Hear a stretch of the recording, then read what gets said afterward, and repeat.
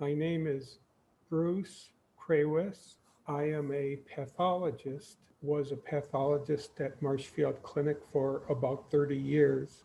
Now I'm retired from medical practice and I do research at the Marshfield Clinic Research Institute on the subject of health and climate change. Okay, so for my first question, how would the average Midwestern person be affected by climate change or already is? The most important thing for people to remember is that climate change is the most important health problem of this century. More people, I think, will get sick and will die from climate change than will get sick and die from, say, cancer or heart disease or the other things that are common causes of death right now.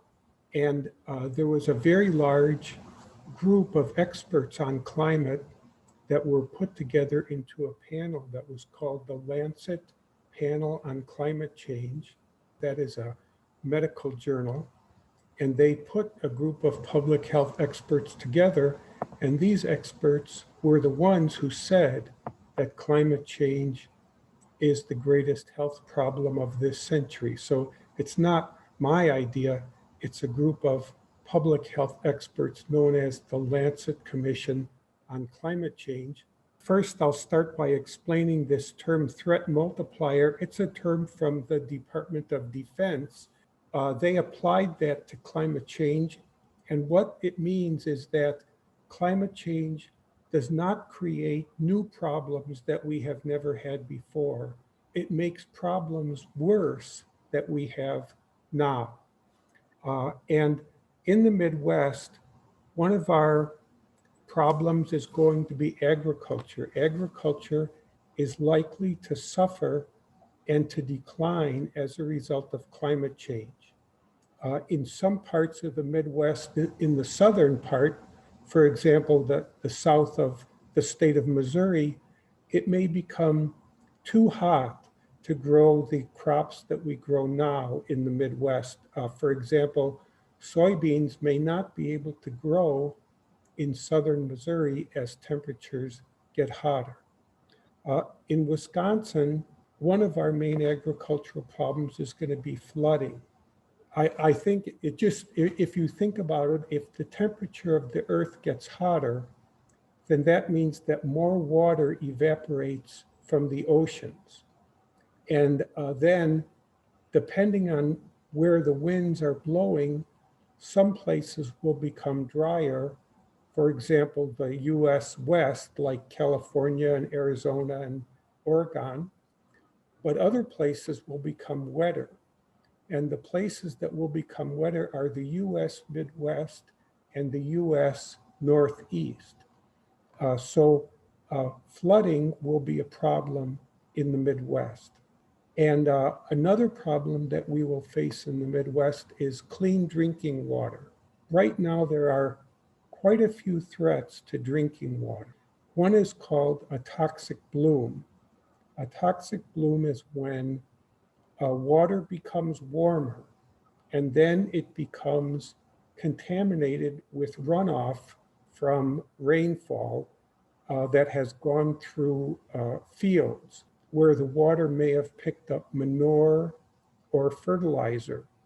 And what happens in that case is that there's an explosion of growth of microorganisms. This causes all of the oxygen in the water to be used up by the bacteria, and it also makes the water unfit for drinking or unfit for swimming. Lake Erie suffers now from toxic blooms, and also the coast of Florida suffers from toxic blooms. That can occur in either salt water or fresh water. It's just that the types of organisms that are responsible are different. Another threat to drinking water is that more water will have to be used for irrigation in certain parts of the country.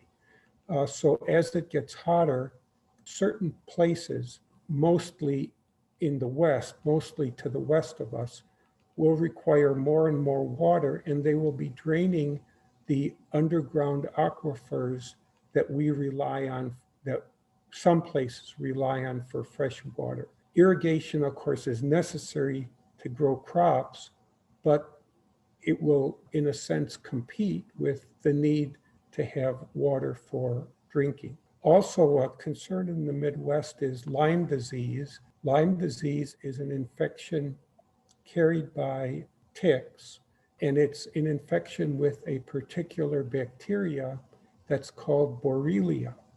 And the Borrelia bacteria is transferred from the tick to a human when the human receives a tick bite. And ticks are quite sensitive to weather, and they are unable to operate very well in cold climates. So as the temperatures of the Midwest warm, then the time during which people can get Lyme disease will increase, and probably the number of cases of Lyme disease will increase. This is a study that was done in Canada of Lyme disease. It used to be before 2000 that Canada was too cold for Lyme disease. The only time there was Lyme disease in Canada was when somebody from Canada went south and was bitten, say in the United States or say in Southern Europe or something.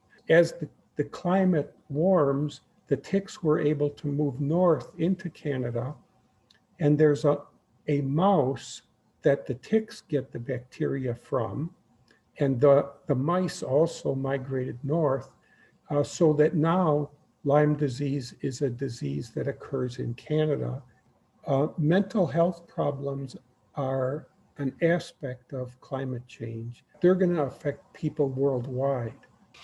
People experience a sadness from the loss of natural things because many natural things are beautiful. Just like, for example, if you or I look at a picture, say, of an oil well, it makes us sad to see how ugly the oil well looks. And it makes us sad to see forests burned or other natural beauty destroyed. In addition, when people are affected by natural disasters, then they may lose their job or their home or their health. And so this causes increased mental health problems. Another aspect of climate change that will affect every place is increased poverty. Every year for the past, say, 20 years or so, the number of climate and weather disasters has increased, and they are becoming more and more expensive. And of course, this comes out of the economy, that the economy has to pay for these disasters. This is a study that comes from a humanitarian organization that's called Oxfam. And Oxfam tries to help people who are afflicted by disasters. And in order to help them, Oxfam keeps track of natural disasters and also human-made disasters. The place where they do this work is called the Internal Displacement Monitoring Center, and this is the records from that center. And in the green line on the bottom, those are disasters that are not caused by weather, and mostly those are disasters caused by war and terrorism. You can see that from 2008 to 2018, there has been an increase in war and terrorism causing displacement of people, but it hasn't been very great. In comparison, in the blue line are disasters caused by weather. And it's a lot, the line tells you how many people were forced to leave their homes because of weather disasters. And you can see that there's been a tremendous increase in people forced to migrate away from their homes. In the Midwest, we will most likely become a center where people will have to migrate to, like along the coast of the United States, where sea level rise is occurring, people will be displaced and they may have to come to the Midwest. Sea level rise right now in the last decade or so is about 3 millimeters per year.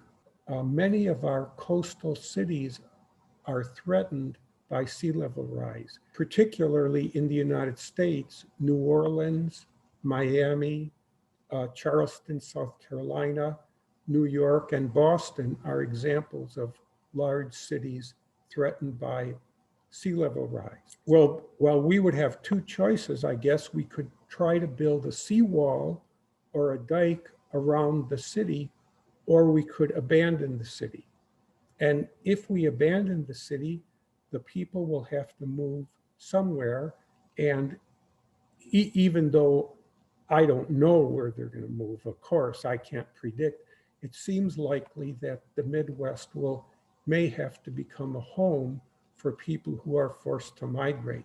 More severe examples of forced migration will probably occur in the Middle East. Many areas of the Middle East will become too hot for people to live there. And people from the Middle East, like Saudi Arabia and Pakistan and India, they will have to find another place to live. They might go to Europe, they might come to the United States. It isn't possible for me to say, but there will be forced migration from the Middle East. This process is actually already occurring. There are two examples of places where people used to live, but they can no longer live. And one of those places is the center of Australia. Central Australia is a desert, and it has been a desert for a long time, but now it has become too hot for human habitation during the summer, and it's becoming abandoned by the people who used to live there. Another event that you might have heard of is the city of Jakarta, Indonesia, is the capital of the country of Indonesia. And this is actually the city that is sinking the fastest due to sea level rise. And the government of Indonesia has decided to abandon Jakarta as its capital and build a new capital in a different place because they do not have a way to stop sea level rise.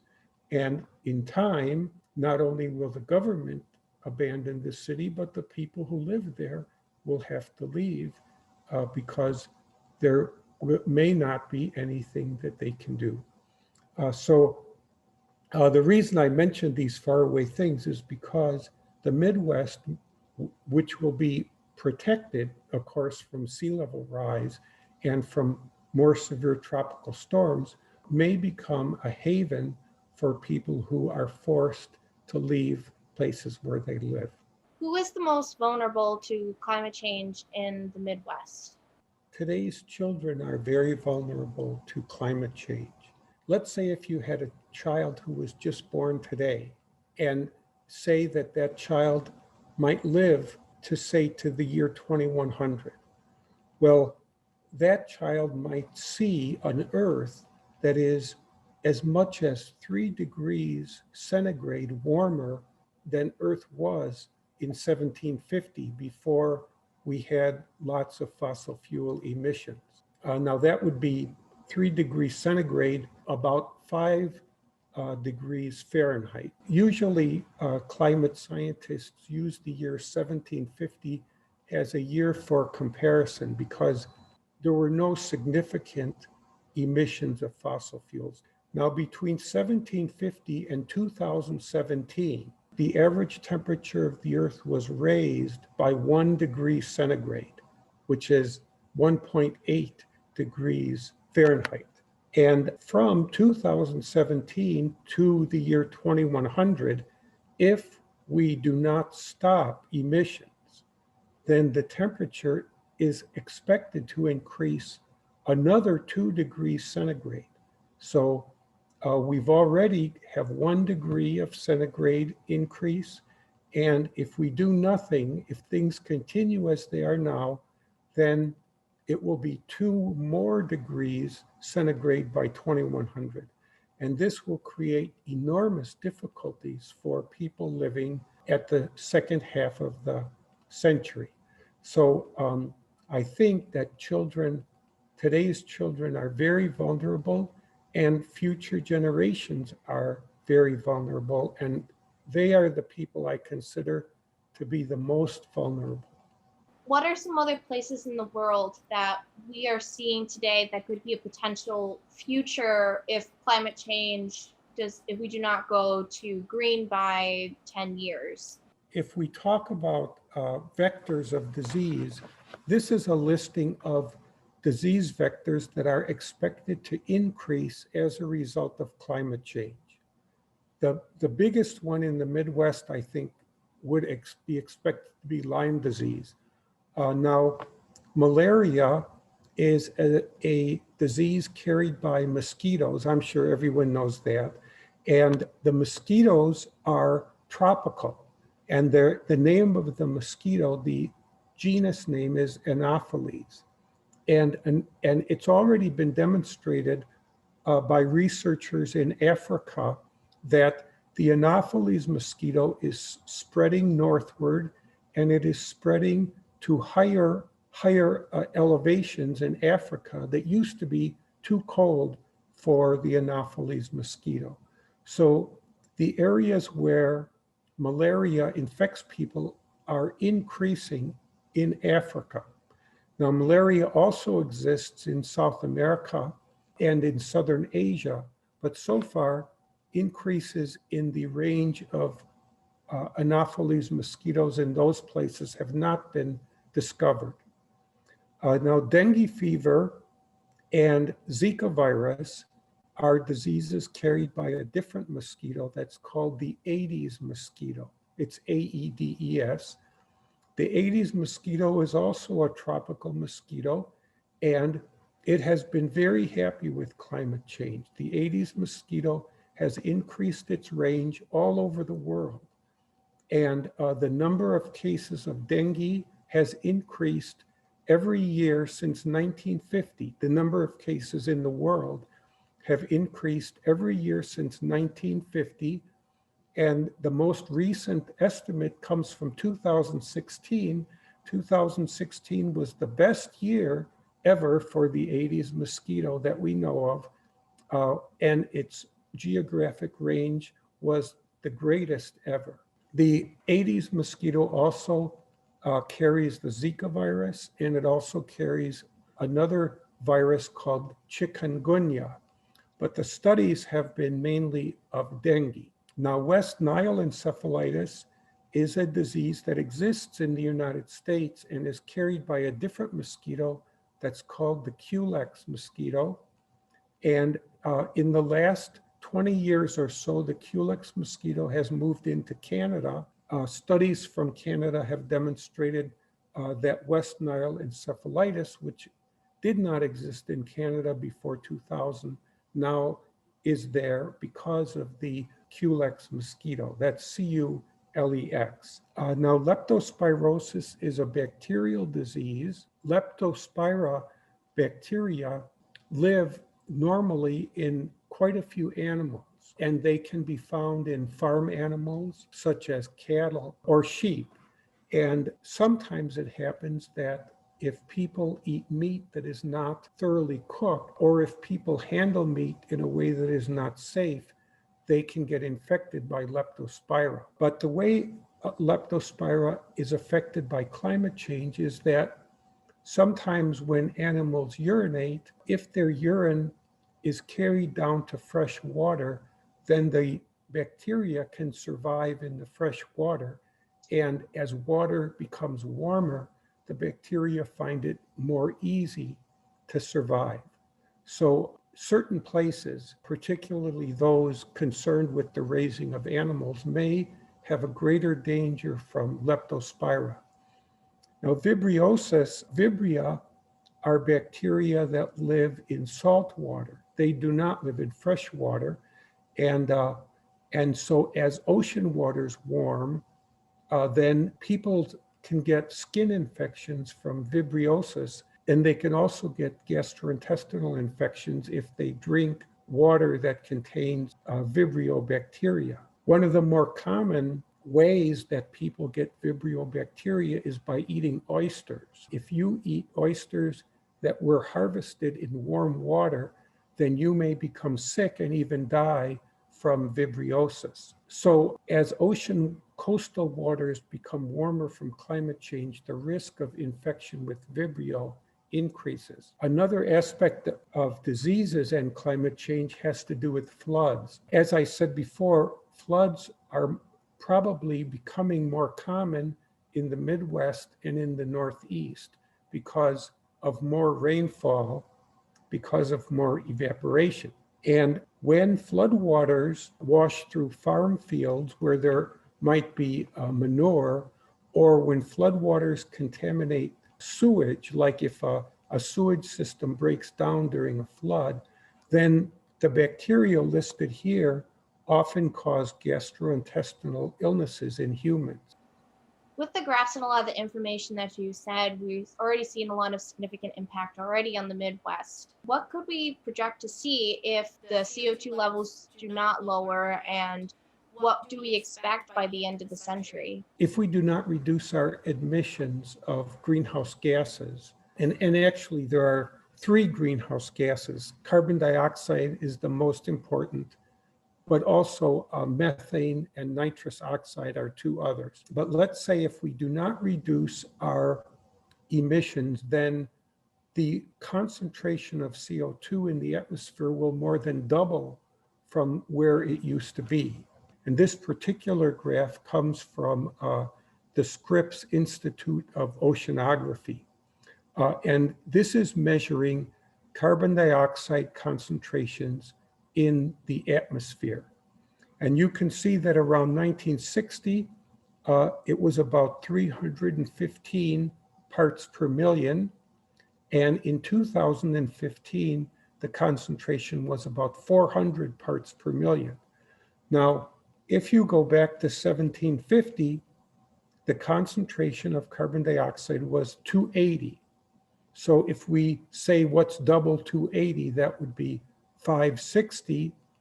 By the end of this century, we may exceed 560 parts per million. And that probably will mean that the temperature of the Earth will be about 3 degrees warmer centigrade or 5 degrees warmer Fahrenheit than it was in 1750. This will mean that large areas of the Earth will be too hot for people to live in, large areas of the tropics and subtropics.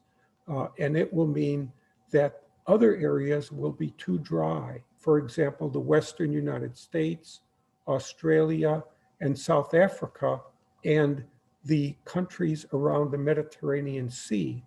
All of these are expected to become drier as the climate becomes warmer and to experience severe drought. It's been estimated, in fact, that the drought in California will last for the next 100 years if we do not stop emitting greenhouse gases into the atmosphere.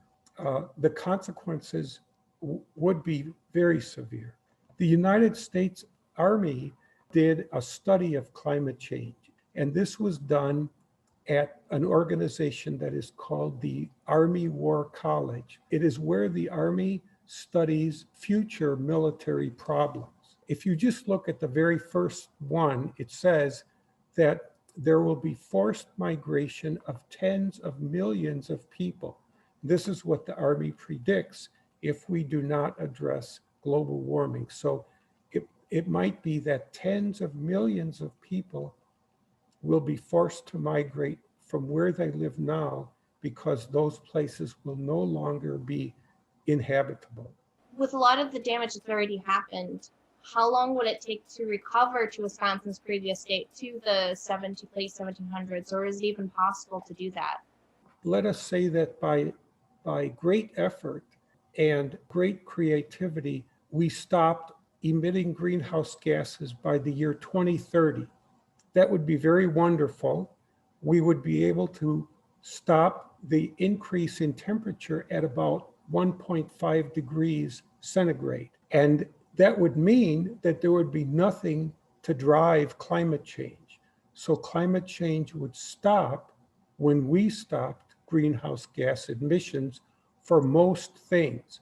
So extreme heat would level off, and drought and floods would level off, meaning that there would still be some, but they would not get any worse, any more frequent.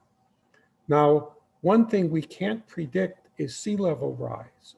We don't have enough historical information to know how fast the polar ice caps melt and how fast they will stop melting.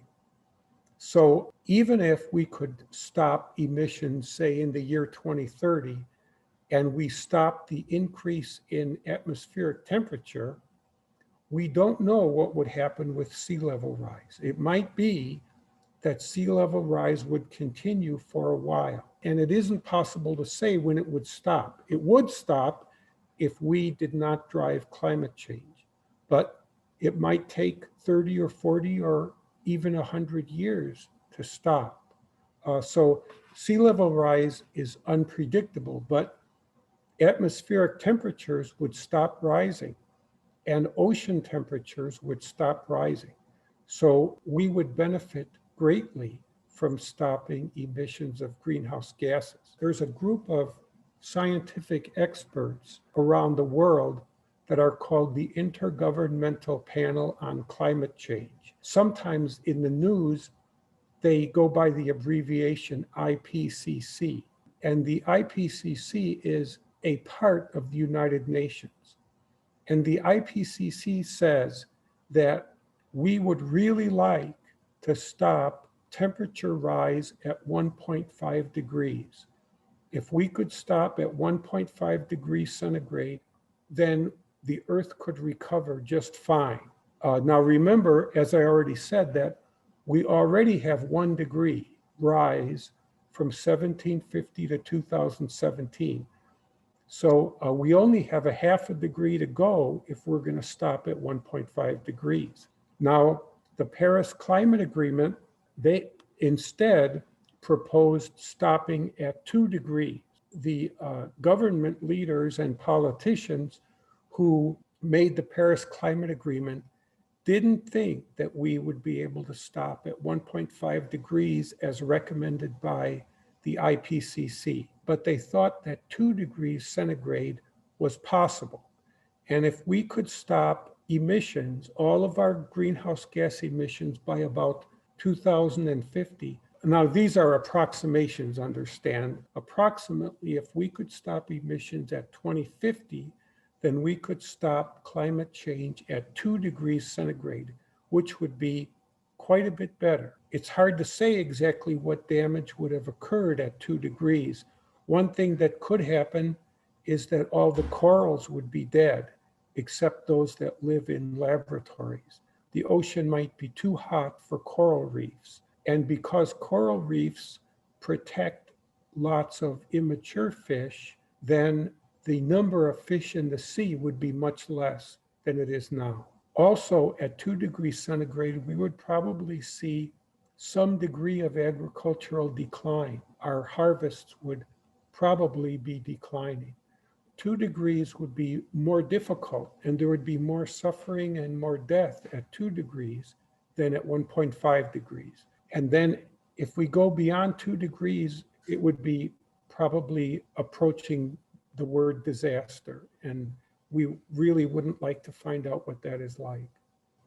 As everybody probably realizes now, climate change will become a bigger and bigger problem every year. And if you look at this bottom line on the slide, it says, this is the US Army speaking. Changes in climate have already occurred and are likely to worsen in the years ahead. So this means that climate change will become continuously a bigger and bigger problem.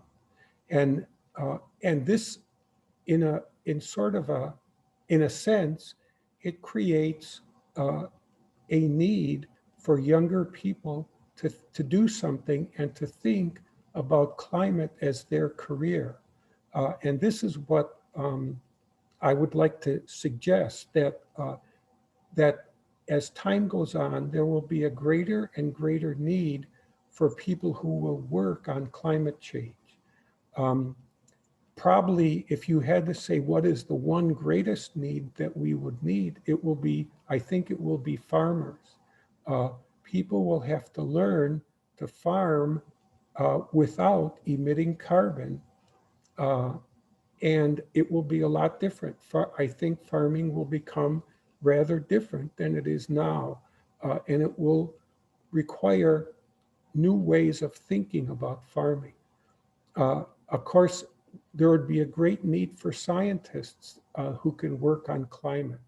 Um, this would include physics and chemistry and biology and environmental sciences. And if a person has a scientific bent and are interested in possibly a career in science, I would say that climate is the way to go. Similarly, because there will be lots of health problems related to climate change, there will be opportunities to work in the health professions where dealing with climate problems will become greater and greater. And then I think it's also something to think of if you are an artistic person. Um, I think that one of the most important things that art can do in the world of the future is to communicate, to provide information about climate change to people. I think everybody knows that sometimes, say, a song or a poem is more powerful than a science book.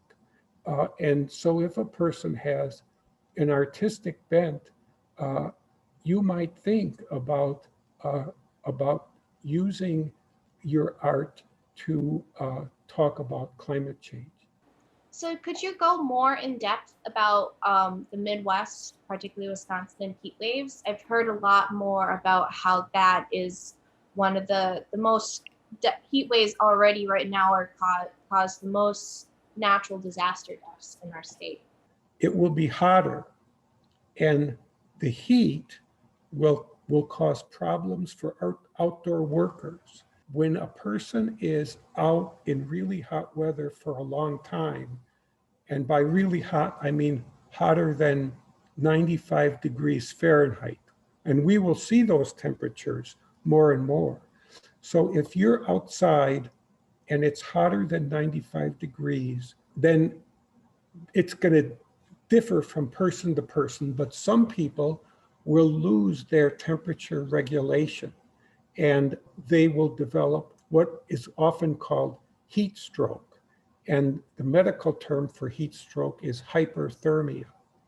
And children are more susceptible to heat stroke than adults, and elderly people are more susceptible to heat stroke than younger adults. And outdoor workers are more susceptible to heat stroke than people who are in the shade. That will be a problem for us as people who have to work outdoors in the sun in hot weather may develop hyperthermia or heat stroke. Another problem that, as far as I know, we haven't seen yet in the United States, but is happening in tropical countries to outdoor workers is called heat-related kidney disease. And if people work in really hot weather for a long time, they develop a form of kidney disease. And we don't really know yet what the cause is. It's relatively new, and it's been described in India and in Sri Lanka and in Central America and in the northern part of South America. And these are people who work every day in a hot, sunny environment. And once a person develops this disease, they will progress oftentimes to renal failure and to death.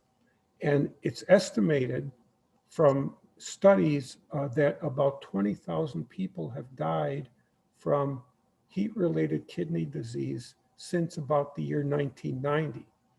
And this disease, as far as we know, didn't even exist before 1980. Now, of course, there could have been some cases that we didn't notice. But heat-related kidney disease is something that's relatively new. The only thing that really the people have in common is that they are young, healthy people, and they work outdoors in the sun every day. And if you do that for about 2 years, then you have a risk of developing heat-related kidney disease. And so possibly as the Midwest gets hotter, we will see this in the Midwest. So could you also go more into about the climate refugees and how you say that in the Midwest are potential areas for people to migrate to and how that would affect our area? The Army study is probably more worried about forced migration than any other aspect of climate change, because they say, how can the US Army deal with forced migration of millions and millions of people? But there's sort of two aspects to forced migration. And one is that also in the United States, some of the southern states may become very hot and more difficult to inhabit, so that people may choose to leave, say, Texas or Arizona or Louisiana or Mississippi. Louisiana and Mississippi will not only become hotter, but they will also experience sea level rise. So people within the United States may be forced to move away from where they live now, and they may choose to move to the Midwest. And then we will have to accommodate them. I think we have to anticipate that if climate change progresses, people will be forced to leave the Middle East and North Africa and seek a new home. And of course, it's hard to say where they will go. You know, a lot of people who fled Syria in the Syrian war went to Europe. And so maybe Europe will become a magnet for migration from the Middle East. I don't know, but it seems likely, at least, that some people will choose to come to the United States. Well, what I would say is for young people who are watching this, like say, if you're say 20 years old or younger, then try to think of the idea that climate change is the most important event in your life. I think it might very well be if we are not able to reduce greenhouse gas emissions. I retired at the end of the year 2016, and I was thinking, well, when I retire, I would like to do something that would be helpful and beneficial. And in November of 2015, while I was thinking about retirement, the first study from the Lancet Climate Change Commission came out. And it was the first report of the Lancet Climate Change Commission. And this is a quote from that report: "Climate change is the biggest global health threat of the 20th century."